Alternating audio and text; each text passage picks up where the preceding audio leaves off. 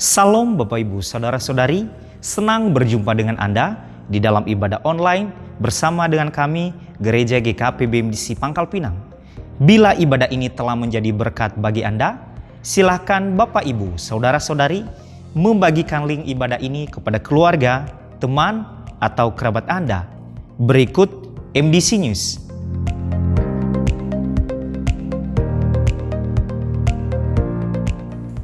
Dalam rangka ulang tahun GKP BMDC Pangkal Pinang yang ke-21 pada bulan Oktober, kita akan mengadakan bansos pada hari Minggu tanggal 20 Oktober 2024. Bagi Bapak Ibu Saudara-saudari yang ingin berpartisipasi dalam bentuk sembako, silakan menghubungi Bapak Roy Halawa. Donor darah akan diadakan pada hari Minggu tanggal 20 Oktober 2024. Silakan Bapak Ibu Saudara-saudari mendaftarkan diri kepada Bapak Roy Halawa. Pertemuan kaum pria VMM akan diadakan pada hari Minggu tanggal 13 Oktober 2024 dimulai pada pukul 19 waktu Indonesia Barat di gereja. Kelas pemuridan hidup dalam kerajaan Allah atau dasar kekristenan DK angkatan ke-46 diadakan setiap hari Minggu dimulai pada pukul 11 waktu Indonesia Barat setelah ibadah kedua selesai. Kelas pemuridan pola hidup berjemaat atau HB angkatan ke-45 diadakan setiap hari Minggu dimulai pada pukul 11 waktu Indonesia Barat setelah ibadah kedua selesai. 1 jam dalam hadirat Tuhan menjadikan 23 jam hidup bermakna. Mari mengalaminya melalui keintiman dengan Tuhan. Melalui embun surgawi yang diadakan setiap hari Selasa dan Kamis, dimulai pada pukul 5 sampai pukul 6 waktu Indonesia Barat, yang dilaksanakan secara online melalui Zoom meeting. Doa meneduhkan jiwa diadakan setiap hari Rabu, dimulai pada pukul 11 sampai pukul 12 waktu Indonesia Barat, yang dilaksanakan secara onsite di gereja. Dan bermalam di hadiratnya diadakan setiap hari Jumat dimulai pada pukul 19 sampai 20.30 waktu Indonesia Barat yang dilaksanakan secara onsite di gereja. Kegiatan kesan diadakan setiap hari Selasa, Rabu, Kamis, dan hari Minggu dimulai pada pukul 19 waktu Indonesia Barat. Untuk mengetahui info lebih lanjut, silakan menghubungi ketua kesan masing-masing. Bagi Bapak Ibu, Saudara-saudari yang akan memberikan persembahan umum, persembahan persepuluhan dan persembahan misi, serta persembahan untuk pembangunan, silakan mentransfer ke rekening yang tertera di layar.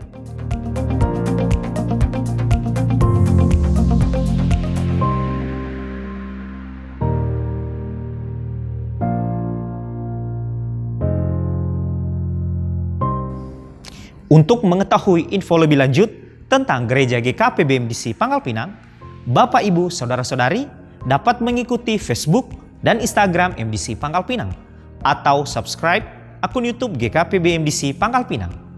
Demikian info tentang Gereja GKP BMDC Pangkal Pinang, dan selamat beribadah. Tuhan Yesus memberkati. Berikan sorak-sorai bagi Tuhan kita. Besar Engkau di dalam kami, Tuhan. Haleluya.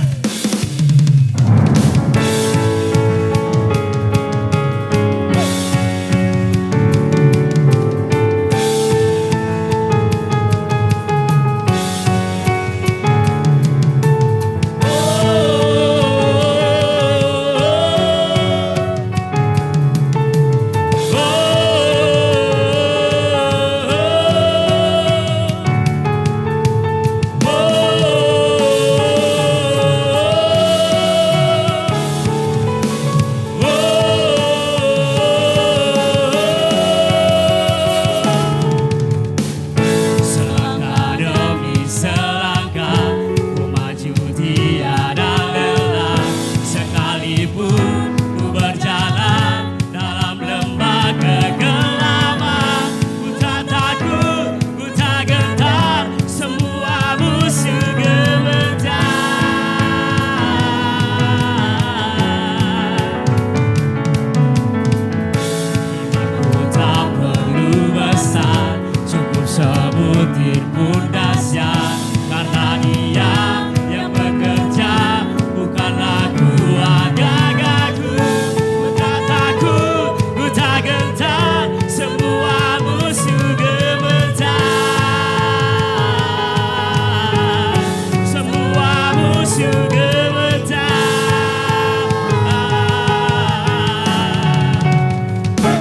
Yesus Tuhan, Engkau yang selalu bekerja di dalam hidupku, telah menjadi kuatku.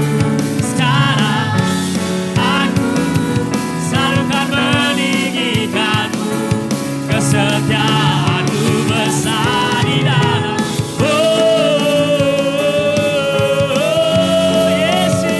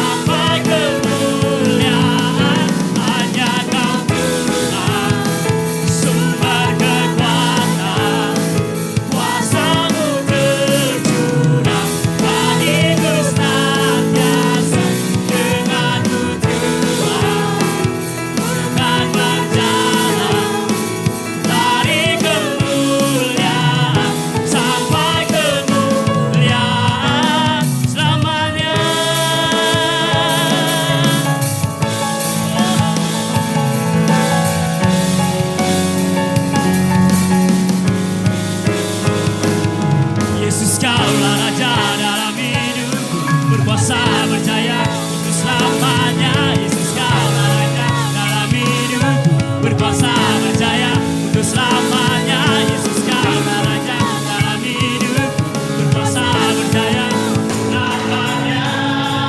Hanya Kau Tuhan, sumber kekuatan, kuasa-Mu tercurah bagiku senantiasa. Dengan-Mu Tuhan, bukan berjalan dari kemuliaan sampai kemuliaan. Hanya Kau Tuhan, sumber kekuatan, kuasa-Mu tercurah bagiku senantiasa. Dengan-Mu Tuhan, bukan berjalan dari kemuliaan sampai kemuliaan selamanya.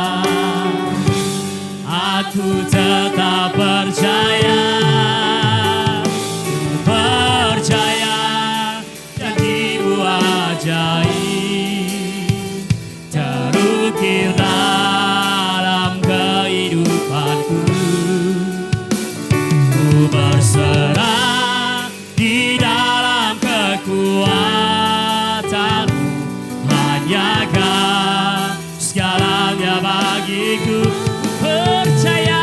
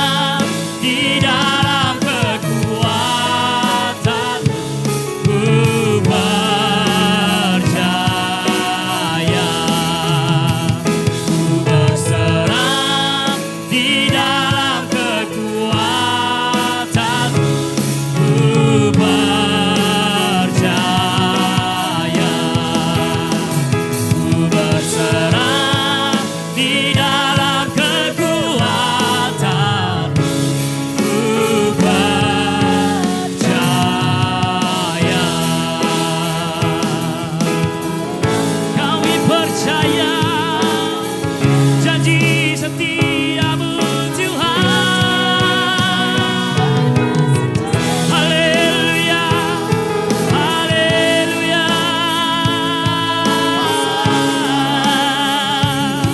Hanya Engkau Tuhan, kekuatan kami, Yesusku.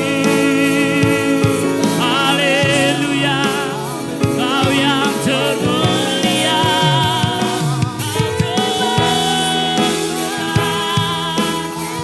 kasih setiamu. Haleluya, haleluya,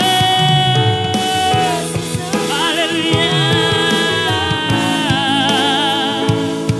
Engkau baik Tuhan, Engkau sungguh baik.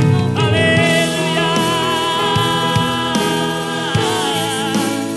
hanya bagimu layak terima pujian, Yesus. Haleluya, kami berserah di dalam kekuatan-Mu. Haleluya, haleluya,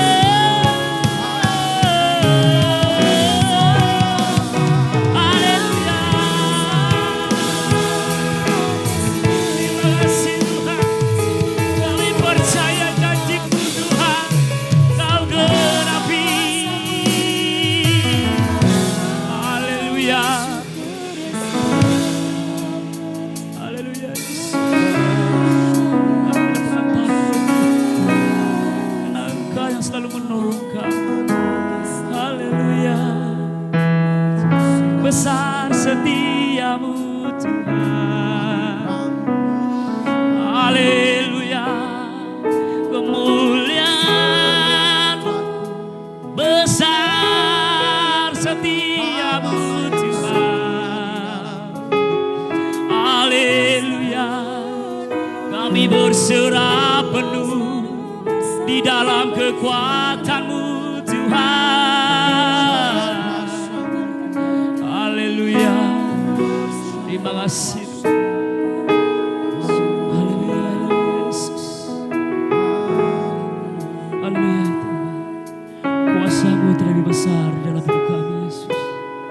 Terima kasih Tuhan. Haleluya.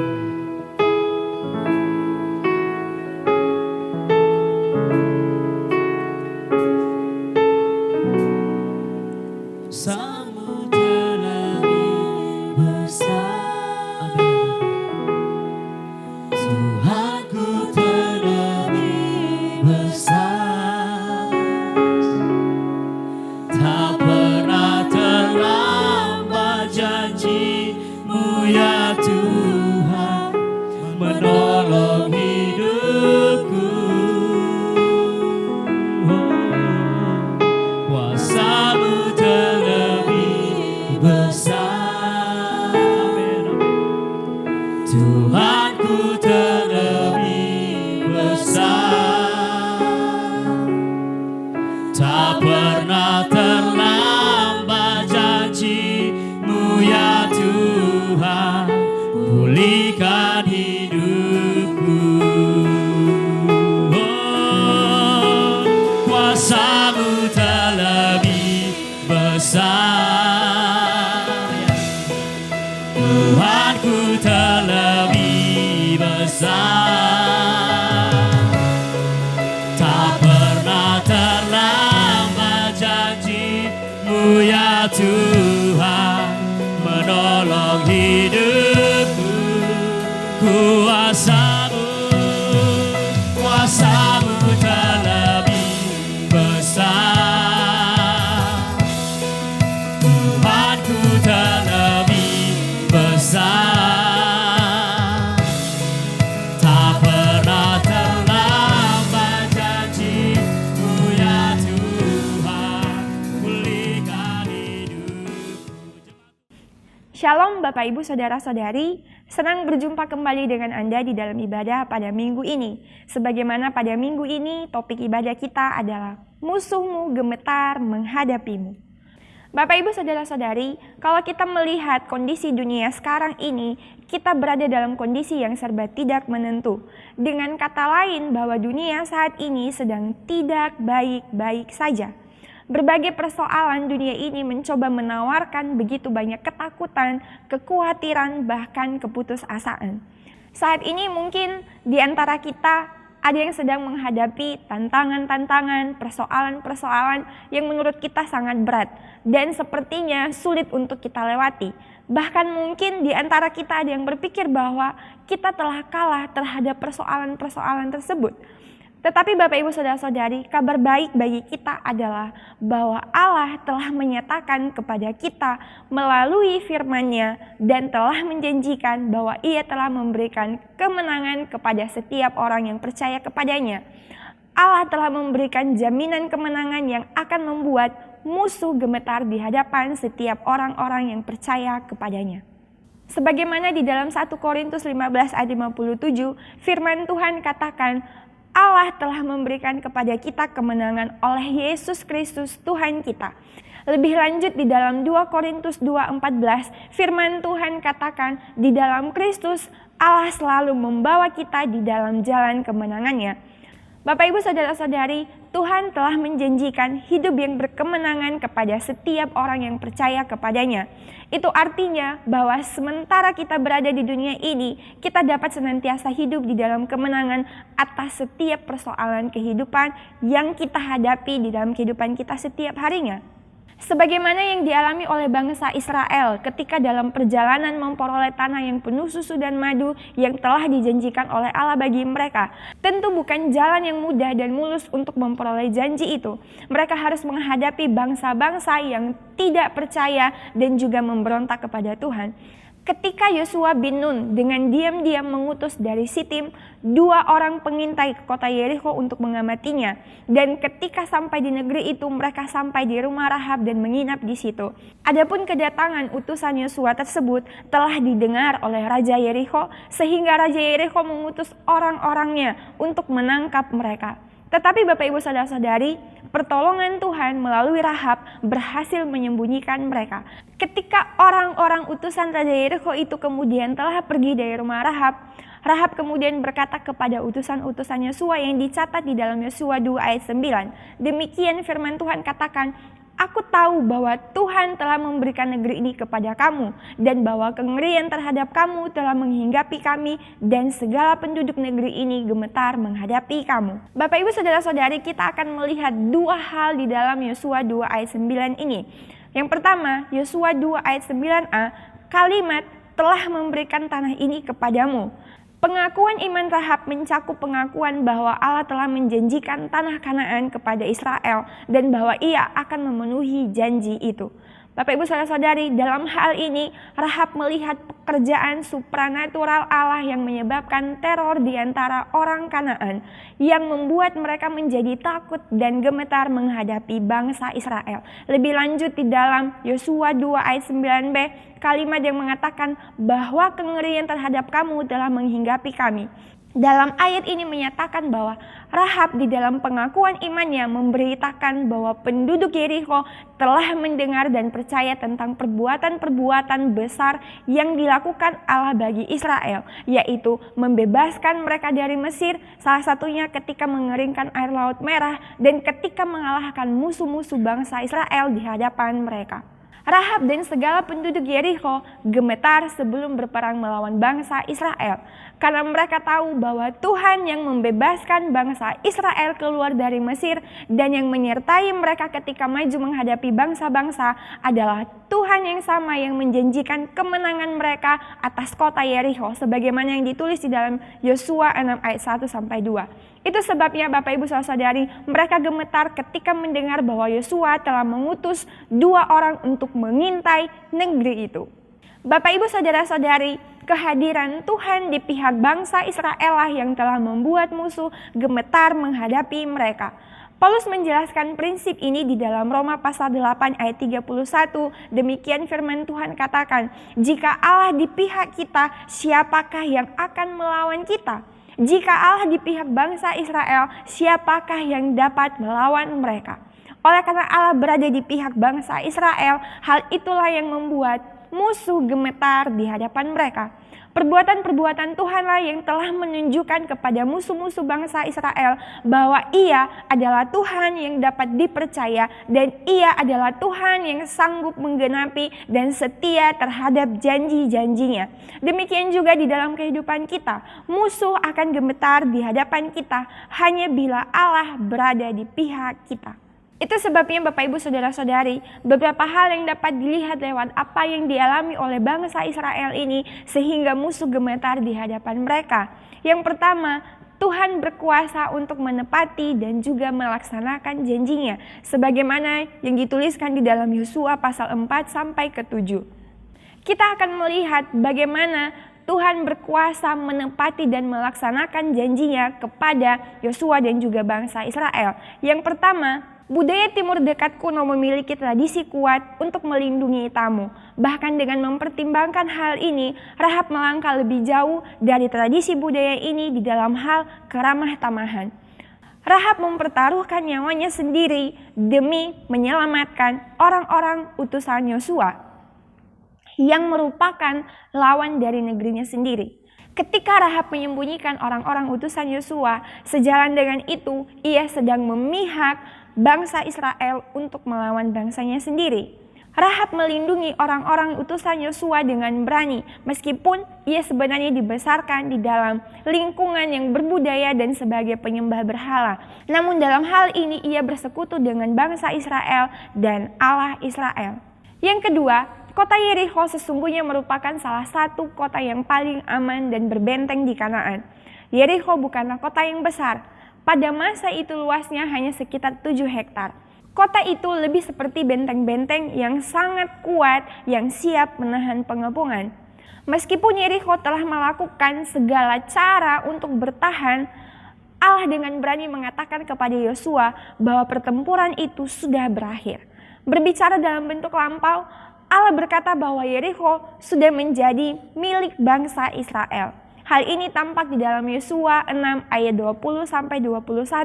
Demikian firman Tuhan, lalu bersoraklah bangsa itu, sedangkan sangkakala ditiup, segera sesudah bangsa itu mendengar bunyi sangkakala. Bersoraklah mereka dengan sorak yang nyaring, maka runtuhlah tembok itu. Lalu mereka memanjat masuk ke dalam kota, masing-masing langsung ke depan dan merebut kota itu. Mereka menumpas dengan mata pedang segala sesuatu yang di dalam kota itu, baik laki-laki maupun perempuan, baik tua maupun muda, sampai kepada lembu, domba, dan keledai. Hal yang kedua yang dapat kita lihat lewat apa yang dialami oleh bangsa Israel sehingga musuh gemetar di hadapan mereka, yaitu Tuhan setia kepada janjinya. Bapak Ibu Saudara-saudari, latar belakang sejarah kitab Yosua berawal dari ketika Allah membuat perjanjian dengan Abraham sebagaimana yang ditulis di dalam Kejadian 12 ayat 1-3, yang mana janji itu kemudian diteruskan kepada Ishak, Yakub, dan ke-12 putra Yakub. Perjanjian yang dibuat Allah dengan Abraham dan keturunannya menjanjikan mereka suatu tanah, suatu bangsa, dan berkat yang akan diberikan kepada semua bangsa. Pada masa Yakub dan juga ke-12 putranya, bangsa Israel kemudian pindah ke Mesir. Awalnya mereka diterima sebagai tamu kehormatan, tetapi pada akhirnya mereka menjadi budak di Mesir, seperti yang dituliskan di dalam Keluaran pasal 1. Setelah sekitar 400 tahun, Israel kemudian dibebaskan dari perbudakan di Mesir. Di bawah pimpinan Musa, bangsa Israel meninggalkan Mesir dan tiba di Gunung Sinai, tempat Israel menerima perjanjian Allah. Perjanjian yang dibuat Allah dengan Israel di Sinai mencakup hukum Allah, sistem pengorbanannya, dan pilihan untuk memberkati ataukah mengutuk bangsa Israel. Setelah setahun di Gunung Sinai, Allah menawarkan Israel kesempatan untuk memasuki Kanaan dengan iman, percaya kepada Allah untuk menaklukkan penduduk Kanaan. Di Kades Barnea, Israel gagal memanfaatkan kesempatan ini melalui iman. Mereka menolak memasuki tanah yang dijanjikan Allah kepada mereka dan menyatakan keinginan mereka untuk kembali ke Mesir. Bapak Ibu Saudara-saudari, karena ketidakpercayaan dan pemberontakan bangsa Israel pada masa itu membuat mereka harus mengembara di padang gurun selama 40 tahun. Seperti yang dituliskan di dalam Keluaran pasal 14 ayat 34 sampai 35. Sampai generasi yang tidak percaya itu kemudian dibinasakan dan generasi yang baru bersedia merebut tanah Kanaan dengan iman percaya kepada Tuhan. Oleh karena kasih dan kemurahan Tuhan, Allah secara ajaib memelihara Israel di padang gurun sampai generasi baru itu siap mempercayai janji Allah bagi Kanaan. Kitab Yosua adalah kisah tentang generasi yang beriman yang berebut tanah perjanjian. Oleh karena itu, tanah Kanaan adalah tempat yang nyata yang ditaklukkan dan dimiliki oleh umat Israel di bawah kepemimpinan Yosua. Di dalam Yosua 1 ayat 1, firman Tuhan katakan, setelah Musa, hamba Tuhan, meninggal, maka terjadilah bahwa Tuhan berfirman kepada Yosua bin Nun, pembantu Musa, untuk melanjutkan pekerjaan Tuhan itu. Pekerjaan Tuhan terus berlanjut tanpa henti. Di dalam Yosua 1 ayat 4-5 dikatakan, dari padang gurun dan Lebanon, ini sampai ke sungai besar, sungai Efrat, seluruh negeri orang Het, dan sampai ke laut besar di sebelah matahari terbenam akan menjadi daerahmu. Tidak seorang pun akan dapat berdiri di hadapanmu seumur hidupmu. Seperti aku menyertai Musa, demikianlah aku akan menyertai engkau. Aku tidak akan membiarkan engkau dan tidak akan meninggalkan engkau.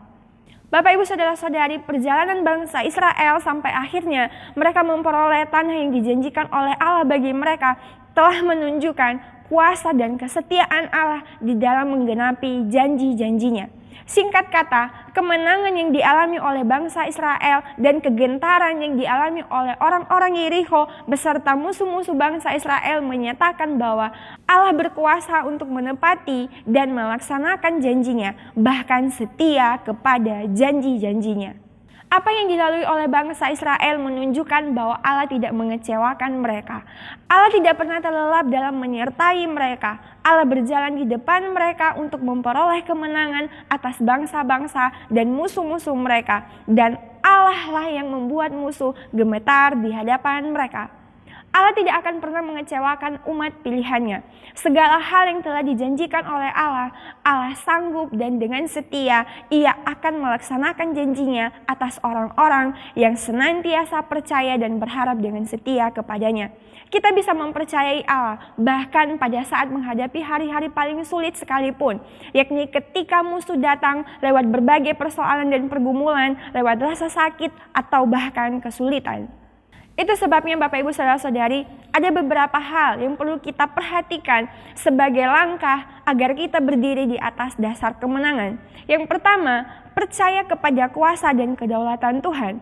Bapak Ibu Saudara-saudari, Allah bisa memberikan pertolongan dengan berbagai cara, bahkan dengan cara yang mustahil bagi manusia. Sebagai contoh, yang pertama, ketika Allah memakai Rahab, seorang perempuan Sunda, dan merupakan bagian dari kota Yerikho untuk menyelamatkan 2 orang utusan Yosua. Yang kedua, contoh lain ketika peristiwa orang Samaria yang memberikan pertolongan kepada seorang Yahudi yang sedang melakukan perjalanan dari Yerusalem ke kota Yerikho, seperti yang ditulis di dalam Lukas pasal 10 ayat 33-36. Secara umum Bapak Ibu Saudara-saudari, orang Yahudi dan orang Samaria itu adalah orang yang saling membenci baik secara ras maupun agama.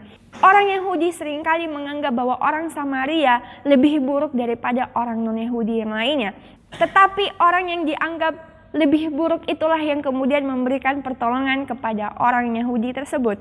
Contoh lain, ketika Yesus menyembuhkan orang buta dengan meludah ke tanah, dituliskan di dalam Yohanes 9 ayat 6. Sesuatu yang mungkin mustahil, tetapi lewat itu Tuhan pakai untuk memberikan pertolongan, menyatakan mukjizat bagi orang-orang yang memerlukannya dan bagi orang-orang yang percaya kepadanya. Itu sebabnya Tuhan dapat dipercaya. Tidak ada satu persoalan pun yang tidak dapat diselesaikan oleh Allah bagi orang-orang yang menantikannya. Ulangan 20 ayat 3-4. Firman Tuhan katakan, janganlah lemah hatimu, dengan kata lain teguhkan hatimu dan tinggallah tenang. Janganlah takut, janganlah gentar, janganlah gemetar karena musuhmu. Alasan untuk kepercayaan ini dinyatakan di dalam Ulangan pasal 20 ayat 4, yakni sebab Tuhan Allahmu dialah yang menyertai engkau, berperang bagimu dan dengan maksud memberikan kemenangan bagimu. Di dalam Yosua 1 ayat 5 firman Tuhan katakan, seorang pun tidak akan dapat bertahan menghadapi engkau seumur hidupmu. Seperti aku menyertai Musa, demikian aku akan menyertai engkau. Aku tidak akan membiarkan engkau dan tidak akan meninggalkan engkau. Bapak, Ibu, Saudara-saudari, Allah memberikan kepada bangsa Israel alasan untuk tidak takut. Allah tidak menyangkal bahwa musuh-musuh Israel biasanya memiliki lebih banyak kuda, kereta perang, dan orang daripada Israel. Namun, Allah meminta mereka untuk mengakui fakta yang lebih besar, bahwa Tuhan Allah menyertai bangsa Israel. Ketika Israel taat dan percaya kepada Tuhan, mereka tidak akan kalah di dalam pertempuran. Demikian juga dalam kehidupan kita. Satu hal yang Tuhan kehendaki bagi bangsa Israel dan setiap orang-orang percaya pada masa kini adalah menaruh kepercayaan kepada Tuhan, satu-satunya pribadi yang dapat dipercaya. Setiap orang yang menaruh percayanya kepada Tuhan pasti akan selalu memperoleh akhir yang baik. Sebagaimana bangsa Israel dalam segala proses yang mereka lalui, pada akhirnya mereka memperoleh janji Tuhan. Demikian juga ketika Ayub diizinkan mengalami pergumulan yang berat, pada akhirnya ia memperoleh apa yang hilang daripadanya, bahkan itu kembali berlipat kali ganda. Hal yang sama juga yang terjadi kepada Yusuf ketika ia dibenci oleh saudara-saudaranya, ia dijual, dijadikan budak, bahkan difitnah.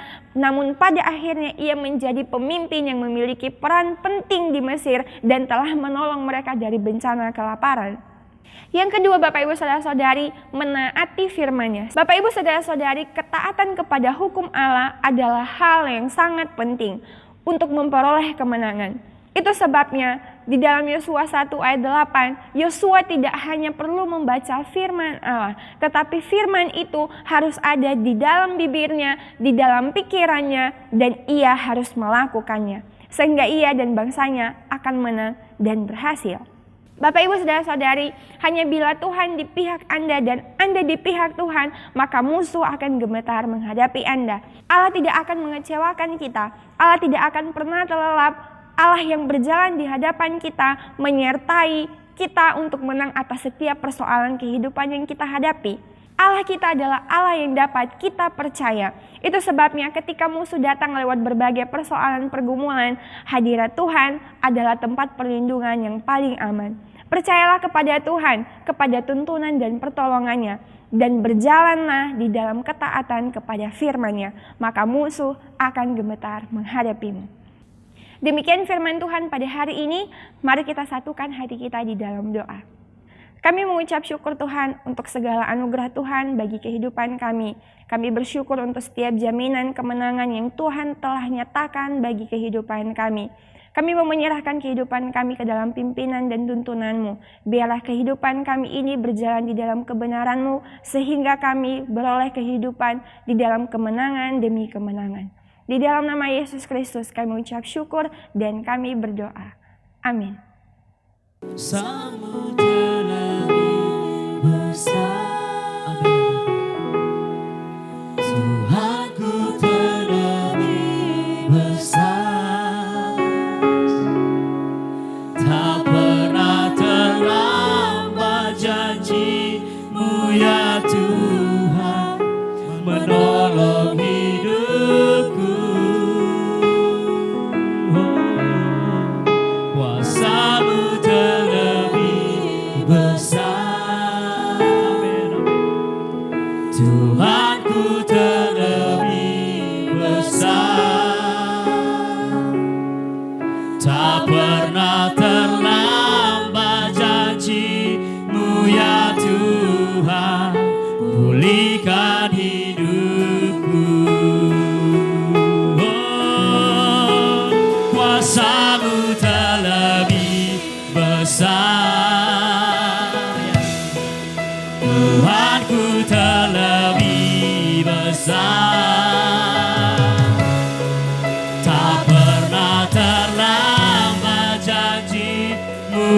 Tuhan menolong hidupku.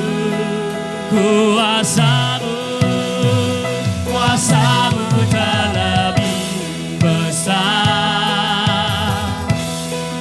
Tuhanku terlebih besar. Tak pernah terlambat janji-Mu ya Tuhan, pulihkan hidupku. Bapak Ibu Saudara-saudari, kita akan mengakhiri ibadah kita pada hari ini. Mari kita arahkan hati dan seluruh hidup kita untuk menerima berkat yang daripada Tuhan. Tuhan yang memberkati engkau, Tuhan yang menyinari engkau dengan wajah-Nya, Tuhan yang memperlengkapi engkau dengan segala hal yang baik untuk melakukan pekerjaannya dan yang menyertai engkau dari sekarang sampai selama-lamanya.